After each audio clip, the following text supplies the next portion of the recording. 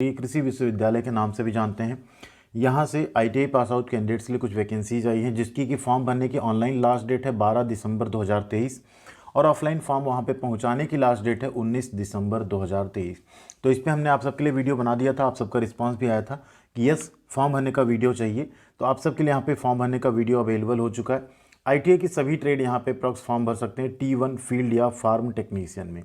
Level 3 की job है, 16 total post है। बाकी मेडिकल ऑफिसर, असिस्टेंट और लोअर डिवीजन क्लर्क की भी वैकेंसी है। तो जिसमें भी आप एलिजिबल होते हैं आप उसका फॉर्म फिलअप कर सकते हैं।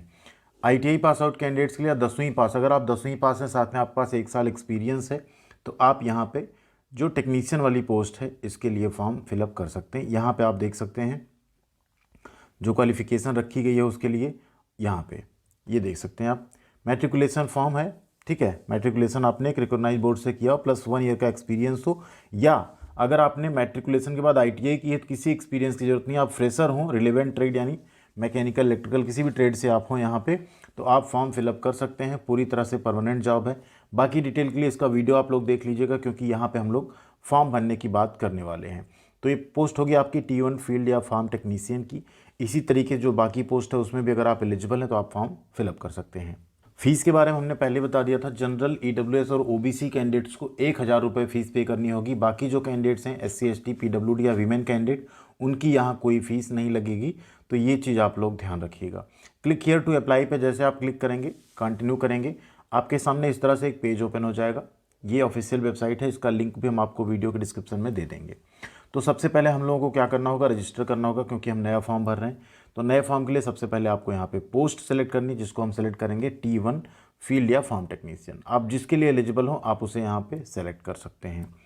ये कर लेने के बाद आपको यहाँ पे अपना एक यूज़र नेम देना है। ध्यान दीजिए, यूज़र नेम आपको वो बनाना है जो आप यहाँ पे याद रख सकें, ठीक है। तो यहाँ पे हम एक कोई भी यूज़र नेम एक जस्ट आप यहाँ पे बना लेते हैं।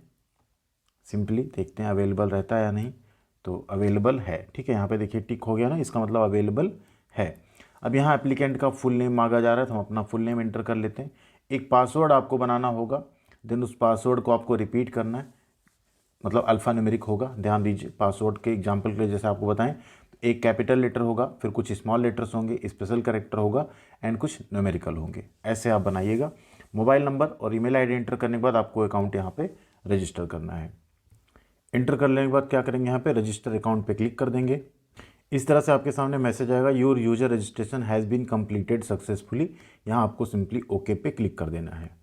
अब आपने जो अपना यूज़र नेम बनाया था और जो आपका पासवर्ड था उसके बेसिस पे आपको क्या करना है, यहाँ पे लॉगिन कर लेना है। तो हमारा यूज़र नेम क्या था, यहाँ पे यूज़र नेम आप लोग अपना याद रखिएगा और जो पासवर्ड बनाया याद रखिएगा। लॉगिन कर लेते हैं यहाँ पे। जैसे आप यहाँ लॉगिन करेंगे, देखिए फॉर्म का प्रोग्रेस 0 दिखा रहा है, अटैचमेंट प्रोग्रेस 0 दिखा रहा है। ये सब कुछ आपको 100% कंप्लीट करना है, ठीक है। तो यहाँ सिंपली आप क्या करेंगे, फॉर्म के कुछ इंटरफेस हैं। पहले आपको क्या भरना है, देखिए पर्सनल इन्फॉर्मेशन, फिर एजुकेशनल इन्फॉर्मेशन, फिर वर्क एक्सपीरियंस, फिर आपको डिक्लेरेशन एंड इसके बाद आपको अटैचमेंट्स, इसके बाद आपका फॉर्म यहाँ पे सबमिट हो जाएगा। तो यहाँ पे हम लोग क्या करते हैं, सबसे पहले पर्सनल इन्फॉर्मेशन पे क्लिक करेंगे। जैसे आप क्लिक करेंगे अब आपके सामने आपका ये पेज ओपन हो जाएगा। तो इस पर्सनल इन्फॉर्मेशन में अब आपको अपना जेंडर सेलेक्ट करना है, इसके बाद आपको अपनी नेशनैलिटी सेलेक्ट करनी है। नेक्स्ट आपका यहाँ पे डेट ऑफ बर्थ का ऑप्शन आएगा, जिसे आपको यहाँ कैलेंडर के थ्रू चूज कर लेनी है। तो डेट ऑफ बर्थ भी आप यहाँ पे चूज़ कर लिया जाएगा। डेट ऑफ बर्थ चूज़ कर लेने के बाद अगला स्टेप है आपको अपना फादर्स नेम यहाँ पे लिखना है। फादर्स नेम के बाद आपको मम्मी का नाम, जो आपके 10th की मार्कशीट में हो, ध्यान दीजिए आप वही लिखिएगा, कुछ इधर मत करिएगा। नेक्स्ट है आपका यहाँ पे मैरिटल स्टेटस। मैरिटल स्टेटस बाद आप यहाँ पे कम्युनिटी देख सकते हैं क्या है। तो अगर आपका अनरिजर्व, OBC, EWS हमने बताया ना 1000 रुपये आपकी फ़ीस लगेगी, तो फीस आगे आप पे कर पाएंगे आसानी से। यहाँ पे हम फिलहाल रिजर्व कैटेगरी चूज करने वाले हैं, जिससे कि फॉर्म एटलीस्ट हम आपको पूरा सबमिट करके यहाँ पे दिखा सकें। फिजिकली चैलेंज है, यस है तो यस, अदरवाइज नो करेंगे आप। ईमेल आईडी आपकी यहाँ पे पहले से है। अब आपको यहाँ पे जहाँ आपका बर्थ हुआ है ना, वो बर्थ सिटी, ठीक है। नेक्स्ट वो आपको स्टेट, ठीक है। स्टेट के बाद इंडिया यहाँ पे ऑटोमेटिकली है, तो आपको ये इंटर करना है। पेपर का लैंग्वेज आप क्या रखना चाहते हैं, हिंदी या इंग्लिश, जो आप रखना चाहें उसे आप यहाँ पे हिंदी या इंग्लिश चूज कर सकते हैं। आर यू परमानेंट एम्प्लॉई, क्या आप वहाँ पे पहले से परमानेंट एम्प्लॉई हैं, तो आप उसको नो कर दीजिएगा। एक्स सर्विसमैन है, यस या no. Are you working as a contract labour, तो इसको भी अगर आप कर रहे हैं तभी, अदरवाइज़ आप नो करिएगा। देखिए SC ST चूज करने पे, फीमेल चूज करने पे यहाँ पे 0 फीस है। अदर केसेस में यहाँ फीस का अमाउंट होगा जिसे आपको बाद में आगे पे करना पड़ेगा। अब 2 एड्रेस आपको लिखना, करस्पॉन्डेंस एंड परमानेंट। अगर दोनों सेम है तो यहाँ आप क्लिक करके कॉपी कर देंगे। एड्रेस इंटर करने के बाद आपको सेव कर देनी पर्सनल इन्फॉर्मेशन। तो आइए यहाँ पे इस एड्रेस को फुलफिल कर देते हैं। ऑल ओवर इंडिया के कैंडिडेट एलिजिबल है फॉर्म अप्लाई करने के लिए, इस चीज़ का भी आप लोग ध्यान रखिएगा। तो एड्रेस हमने इंटर कर लिया। अब यहाँ पे क्या करेंगे, सेव कर लेंगे पर्सनल इन्फॉर्मेशन। अब अगला इंटरफेस आपका क्या है, पर्सनल इन्फॉर्मेशन आपने सेव कर ली। अब अगला आपका एजुकेशनल, ठीक है। तो आप एजुकेशनल पे आ जाएंगे। जैसे आप एजुकेशनल पे टिक करेंगे, सबसे पहले आपको यहाँ पे 10th क्लास का डिटेल यहाँ पे देना है। अब यहाँ ट्रेड भी आपको क्लियर हो जाएगा, ट्रेड मांग रहा है या नहीं मांग रहा है। तो यहाँ पे नेम ऑफ कोर्स, ठीक है, तो यहाँ पे आप उसको क्या लिख देंगे, मैट्रिकुलेशन, ठीक है, या आप 10th भी लिख सकते हैं उसको, जो आपके यहाँ कहा जाता हो उसे वही आप यहाँ पे लिख देंगे, ठीक है। अगला यहाँ पे स्टेप है नेम ऑफ द बोर्ड या यूनिवर्सिटी, जो आपके बोर्ड का नाम हो उसे आप यहाँ पे टाइप कर देंगे। अगला ईयर, किस साल आपने उसे पास किया, सब कुछ आपको टाइप करना है। डिवीज़न आपका क्या रहा, तो डिवीज़न आप यहाँ पे लिख देंगे जो आपका डिवीज़न बना हो, फर्स्ट डिवीज़न। CGPA अगर रही है तो ठीक है, नहीं तो परसेंटेज मार्क्स आपको यहाँ पे लिखना है। अगर आपका CGPA ग्रेडिंग सिस्टम है तो उसमें आप 9.5 से मल्टीप्लाई करके यहाँ परसेंटेज लिख देंगे। तो चलिए यहाँ परसेंटेज लिख लेते हैं। सब्जेक्ट, ध्यान दीजिए, सब्जेक्ट में आप सारे सब्जेक्ट लिख दीजिएगा, जो भी आपके सब्जेक्ट है ना उन सब को आप यहाँ पे क्या करेंगे, लिख देंगे। एक भी सब्जेक्ट छोड़िएगा मत अपने। 6 सब्जेक्ट हैं तो 6 लिखिएगा, 5 हैं तो 5 लिखिएगा, ठीक है। एंड इनको लिख लेने के बाद यहाँ पे देखिए सब्जेक्ट पूरे हो गए। अब आपको क्या करना है, सेव पे क्लिक कर देना है।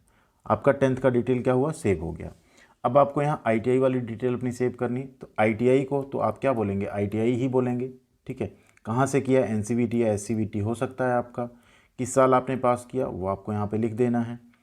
फर्स्ट डिवीज़न रहा, सेकंड रहा, ITI तो जनरली फर्स्ट ही बनता है सभी का। CGPA है नहीं, परसेंटेज आपको यहाँ पे लिख देना है। नेक्स्ट है हिंदी, इंग्लिश, मैथ, साइंस। अब यहाँ सब्जेक्ट पूछेगा, तो सब्जेक्ट में ना आपको अपने ट्रेड का नाम लिखना है। जैसे फिटर है तो फिटर, इलेक्ट्रीशियन है तो इलेक्ट्रीशियन, वही आपका सब्जेक्ट है बेसिकली। यहाँ आप हिंदी, इंग्लिश या जो भी है वो नहीं लिखेंगे, या थ्योरी प्रैक्टिकल ये सब नहीं लिखेंगे। 12th आपने किया दे सकते हैं, बैचलर डिग्री, मास्टर डिग्री, जो हो आप यहाँ पे सेलेक्ट करके अपना दे सकते हैं, बट जो रिक्वायर्ड है वही आप लोग यहाँ पे दीजिएगा। अब आपकी ये हो गई यहाँ पे एजुकेशनल क्वालिफिकेशन, आपने क्या कर ली, सेव करके आपने कंप्लीट कर ली। अगला है प्रोसेस आपका वर्क एक्सपीरियंस आपको यहाँ पे देने का। अब वर्क एक्सपीरियंस में देखिए, अगर आपके पास कोई वर्क एक्सपीरियंस है तो आप दे सकते हैं, अगर नहीं है तो आप यहाँ पे ना दीजिए तब भी चलेगा। तो वैसे तो यहाँ पे जो वर्क एक्सपीरियंस वाला पेज है, इसमें अगर हम लोग आएँ तो यहाँ पे स्टार मार्क है, सब कुछ ये मैंडेटरी है। जबकि वहाँ लिखा अगर आपने ITI किया हुआ है तो वर्क एक्सपीरियंस की रिक्वायरमेंट नहीं है। तो हम लोग आगे करके देखते हैं आगे के स्टेप पे फॉर्म सबमिट होता है या नहीं। इसको यहाँ पे हम फिलहाल स्किप करने वाले हैं। चलते हैं हम डायरेक्ट डिक्लेरेशन पे। डिक्लेरेशन में क्या आपको कभी पनिशमेंट कोई कॉलेज यूनिवर्सिटी से मिली है, नो। क्या आप कभी पनिश किए गए कभी सर्विस के पीरियड में, क्या आपको कभी ऐसा डिक्लेयर किया गया मेडिकली अनफिट, क्या आपके पास कोई पेंडिंग कोई कोर्ट ला या केस है, इसको कर लेना है। एनी अदर कोई इन्फॉर्मेशन है देना है, एंड यहाँ आपको क्या कर देना, योर डेटा हैज़ बीन, देखिए सक्सेसफुली सेव हो गया। अब ये सब कुछ सेव होने के बाद देखिए experience, nature and proceed for the next step, ठीक है। डिक्लेरेशन हमने कर लिया, लेकिन अभी भी कह रहा है एक्सपीरियंस वाला पार्ट आपको जो है देना है। तो यहाँ पे अब आप क्या करेंगे, क्योंकि बिना एक्सपीरियंस दिए यहाँ क्या हो रहा है, देखिए save experience, nature and proceed for the next step. तो यानी कि यहाँ पे जब तक आप एक्सपीरियंस नहीं दे देते हैं तब तक आपका फॉर्म सबमिट नहीं होगा। अब एक्सपीरियंस में यहाँ डेजिग्नेशन पूछ रहा है, अब आपके पास कोई एक्सपीरियंस तो है नहीं, तो आप क्या करेंगे, यहाँ पे नील है तो यहाँ या तो आप लोग फ्रेशर करके भर सकते हैं, फ्रेशर हो गया। Name of employer not applicable, address of employer not applicable, ठीक है। ऑर्गेनाइजेशन टाइप अदर्स, ठीक। नेचर ऑफ पोस्ट, अब यहाँ देखिए कुछ नहीं आएगा, आप क्या करेंगे यहाँ पे, तो ये एक प्रॉब्लम हो जाएगी थोड़ी सी कि फॉर्म यहाँ पे सबमिट नहीं हो रहा है, किस डेट से किस डेट तक आप दिखाएंगे, ये सारी चीज़ें यहाँ पे क्या हैं, मैंडेटरी हैं। तो इसके रिगार्डिंग हमें एक मेल करना पड़ेगा, हम मेल करेंगे फिलहाल, लेकिन इसमें टाइम कम है। आप लोग भी मेल करिएगा, अभी हम जो कॉन्टैक्ट डिटेल दिखाएंगे उस पर, कि जब इसमें ITI मांगा गया, ITI के साथ एक्सपीरियंस नहीं मांगा गया, तो यहाँ पे वर्क एक्सपीरियंस क्यों मांगा जा रहा है, ठीक है। ये चीज़ आप लोग कर सकते हैं। बाकी हम अटैचमेंट करके देखते हैं आगे प्रोसेस कर पाते हैं इसको हम लोग या नहीं। ध्यान दीजिए यहाँ पे फ़ोटो सिग्नेचर अपलोड करने के बाद आपको पर्सनल इन्फॉर्मेशन में अपना कास्ट सर्टिफिकेट अपलोड करना है। ठीक है, ये आपका JPG PDF किसी में हो सकता है। नेक्स्ट आपको डेट ऑफ बर्थ यानी 10वीं की सर्टिफिकेट अपलोड करनी, 10वीं की यहाँ आपको मार्कशीट या सर्टिफिकेट अपलोड करनी है और ITI का भी आपको सर्टिफिकेट अपलोड करना है। तो कर लेते हैं पहले। यहाँ लिख भले रहा है JPG PNG, बट यहाँ सिर्फ PDF एक्सेप्ट हो रहा है, तो वो भी आप ध्यान रखिएगा। अब यहाँ सब कुछ कंप्लीट करने के बाद एक चीज़ आपको दिखेगा, जो फॉर्म का प्रोग्रेस है यहाँ पे 75% है एंड अटैचमेंट हमने 100% अपलोड कर दिए। अब ये 75 इसीलिए क्योंकि वर्क एक्सपीरियंस यहाँ पे कहा जा रहा है ऐड करने को, जबकि उसमें क्या लिखा है कि अगर आपने ITI की है तो वर्क एक्सपीरियंस की रिक्वायरमेंट नहीं है, क्योंकि उसके साथ ये चीज़ नहीं लिखी हुई है। तो ये एक प्रॉब्लम यहाँ पे आ रही है। इसका जो है जब तक कोई सॉल्यूशन नहीं निकल आता है तब तक शायद आप लोग फॉर्म नहीं फिलअप कर पाएंगे कम्प्लीटली। जिन कैंडिडेट्स के पास एक्सपीरियंस है आप लोग उसे फिलअप कर दीजिएगा। बाकी हम यहाँ पे एक मेल करते हैं, अगर मेल का कोई रिस्पॉन्स आता है या हम कॉल करेंगे ऑफिशियल टाइमिंग में, अगर वहाँ से कोई रिस्पॉन्स आता है तो हम आप तक उसकी अपडेट ज़रूर पहुँचाएंगे। बाकी जिन कैंडिडेट के पास एक्सपीरियंस है आप लोग इसी तरीके से अपना फॉर्म भर लीजिएगा। जैसे ये पोर्शन आपका कंप्लीट हो जाएगा ऑटोमेटिकली जो डिक्लेरेशन वाला पार्ट है इसके नीचे यहाँ जो है ऑटोमेटिक आपको सबमिट करने का ऑप्शन मिल जाएगा और आप फॉर्म को क्या करिएगा, सबमिट कर दीजिएगा और उसका प्रिंट आउट ले लीजिएगा। प्रिंट आउट अपने पास सुरक्षित रख लीजिएगा एंड फिर यहाँ से लॉग आउट कर दीजिएगा। आपका एप्लीकेशन फॉर्म कंप्लीट रहेगा। तो जल्दी हम आपको दोबारा वीडियो